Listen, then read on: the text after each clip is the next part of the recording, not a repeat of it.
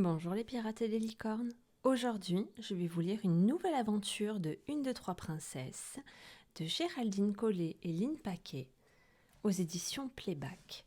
La bague magique. Tout commença devant la vitrine d'une bijouterie. J'adore regarder les bagues en diamant, dit Jade. Moi, je connais un endroit où on peut en porter tous les jours, Philéa. Génial, s'exclama Manon. Et si on y allait tout de suite? Les trois amies joignirent leurs mains alors et s'écrièrent Une, deux, trois, princesse à tout va.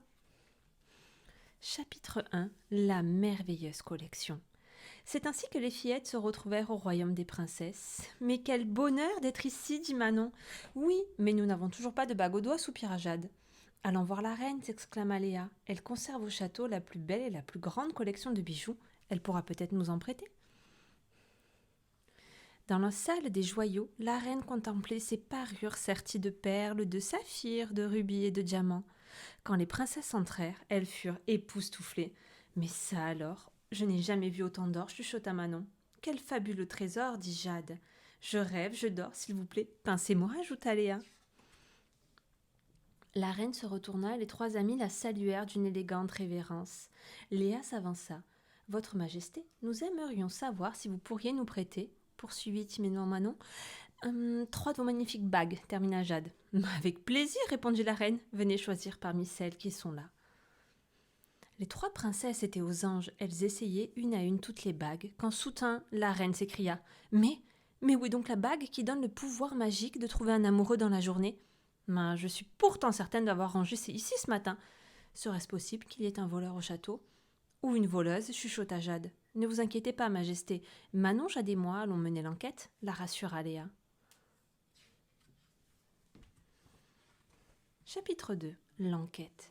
Aussitôt, les trois amies allèrent interroger la gouvernante. Madame Grismine, vous n'avez toujours pas d'amoureux, commença Léa. Un amoureux, mais pourquoi faire la coupa fièrement la gouvernante. En revanche, j'ai entendu dire que Madame Bonnepatte était très amoureuse en ce moment. Allons aux cuisines, s'exclama Jade.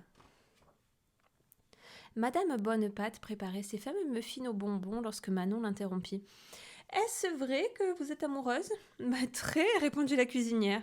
D'abord, depuis que notre cocher, monsieur Gros Sabot, m'a offert la semaine dernière cette bague de fiançailles, je perds la tête et j'oublie toutes mes recettes. C'est donc pas elle non plus qui a la bague magique, soupira Léa. Et si nous allions voir la marquise Chochotte? Dans son boudoir, la marquise Chochotte chantonnait. Un jour, un chevalier m'aimera, et un jour, il m'emmènera. Je suis sûre que c'est elle qui a pris la bague magique, dit Manon. Eh bien, il n'y a qu'un moyen de le savoir, Philéa. Jade entra la première, salua d'une rapide révérence la marquise et dit « Bonjour, marquise. Comme vous semblez heureuse. Vous paraissez même un peu rêveuse, ajouta Manon. Mais ne seriez-vous pas amoureuse demanda Léa. La marquise cessa soudain de chanter, jeta un œil dans le couloir et referma la porte de son boudoir. Elle tendit alors une lettre aux princesses et chuchota. Quand je suis rentrée de voyage, j'ai découvert ce poème d'amour. Le chevalier de Centrouille écrit qu'il m'aime depuis toujours. Mais je croyais qu'il était amoureux de moi, chuchota Manon. Tu sais, répondit Léa, ce chevalier raconte vraiment n'importe quoi. En tout cas, la bague magique n'est pas ici. Chapitre 3. La magie de l'amour. Les trois princesses se demandaient où la fameuse bague pouvait bien être et qui l'avait prise. Nous devrions peut-être demander à la garde royale de nous aider à retrouver la bague magique, suggéra Manon. C'est une excellente idée, dit Jade. Oui, mais il faut d'abord en parler au roi, car la garde royale n'obéit qu'à ses ordres, ajouta Léa. Les trois amis retrouvèrent le roi et la reine dans la salle de bal. Quand ils terminèrent leur valse, Léa les salua.